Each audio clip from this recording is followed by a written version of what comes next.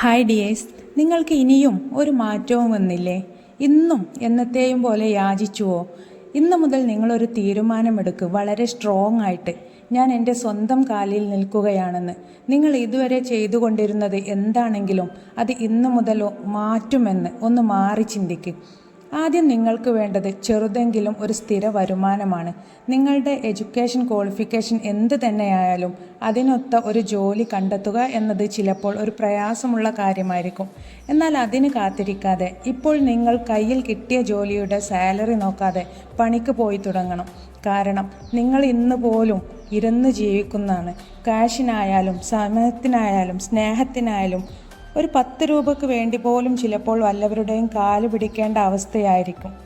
ഒരു mobile recharge ചെയ്യാനോ, അല്ലെങ്കിൽ ഇഷ്ടപ്പെട്ട ഒരു ജോഡി ചെരുപ്പ് വാങ്ങാനോ, ഒരു കൂട്ടം ഡ്രസ്സ് വാങ്ങാനോ, എന്തിന് ഒരു ജ്യൂസ് കുടിക്കാൻ പോലും നമ്മൾ മറ്റൊരാളുടെ അല്ലെങ്കിൽ കൂടെയുള്ളവരുടെ മൂഡ് താങ്ങേണ്ട അവസ്ഥയാണ്. കയ്യിൽ ക്യാഷ് ഉണ്ടെങ്കിൽ നമ്മളെ തേടി എല്ലാവരും വരും. അന്വേഷിക്കാൻ ആളുണ്ടാകും. വിശേഷങ്ങൾ ചോദിക്കാനും പറയാനും എല്ലാവർക്കും നേരമുണ്ടാകും. നിങ്ങളുടെ കയ്യിൽ 5 പൈസ ഇല്ലെങ്കിൽ കാണാം എല്ലാറ്റിൻ്റെയും തനി ഗുണം. ഒരു പട്ടിക്കും നമ്മളെ ആവശ്യമുണ്ടാവില്ല. ബൈക്കിലൊന്നും ഒരു ലിഫ്റ്റ് തരാൻ പോലും മടി കാണിക്കും. ദാരിദ്ര്യം പിടിച്ച നേരത്ത് അളിയാ ചായ കുടിക്കാൻ പോയാലോ എന്നൊന്ന് ചോദിച്ചു നോക്ക്. ഒരൊറ്റ തെണ്ടിയും കൂടെ വരില്ല. കാരണം നീ കുടിച്ച ചായയുടെയും പരിപ്പുവടയുടെയും ക്യാഷ് മറ്റവൻ്റെ പേഴ്സിൽ നിന്നാണല്ലോ പോകേണ്ടത്. നിന്റെ പോക്കറ്റിന് കനം കൂടുതലുണ്ടെങ്കിൽ എല്ലാവരും നിന്റെ കാൽക്കലുണ്ടാകും.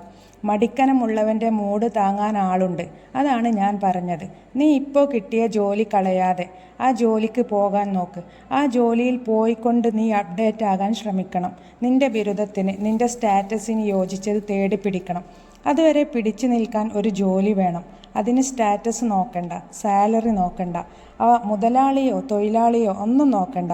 ആണായാലും പെണ്ണായാലും സ്വന്തം ആവശ്യത്തിന് മറ്റൊരാളെ ആശ്രയിക്കാതെ ജീവിക്കുന്നതിലും വലിയ മനസ്സുഖം മറ്റൊന്നിനും കിട്ടില്ല.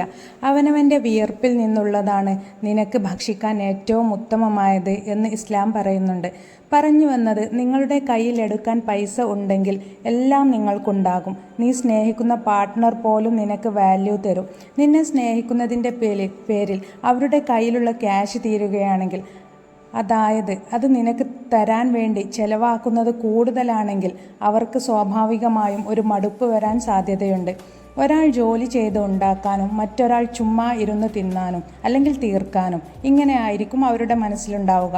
കുറേ നാൾ ഇങ്ങനെ പോകുമ്പോൾ സ്റ്റാർട്ടിങ്ങിലുണ്ടായിരുന്ന രസങ്ങളൊന്നും തുടർന്ന് ഇല്ലാതാകും. പതിയെ തമ്മിലുള്ള ബന്ധത്തിൻ്റെ സുഖം നഷ്ടപ്പെടും. പിന്നെ കാണുന്നതും മിണ്ടുന്നതും ഒക്കെ ഒരു അഭിനയമായി മാറാനുള്ള സാധ്യത ഏറെയാണ്.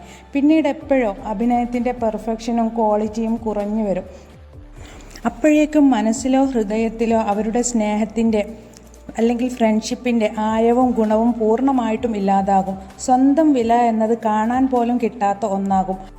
അങ്ങനെ എല്ലാം ഒരു ഓർമ്മയായി മാറും. അതിന് നിൽക്കാതെ നിങ്ങൾ സ്വന്തമായിട്ട് എന്തെങ്കിലും അധ്വാനിച്ചുണ്ടാക്കി മറ്റൊരാളുടെ മുന്നിൽ നിരന്തരം യാചിക്കുന്നവരാകാതെ സ്വന്തം നിലപാടിൽ ഉറച്ചു നിൽക്കുന്ന ഒരാളായി മാറുക. എപ്പോഴും എന്നും യാചിക്കുന്നവർക്ക് ഓർക്കുക, ഒരു പട്ടിയുടെ വില പോലും കാണില്ല. By motivation Malayalam.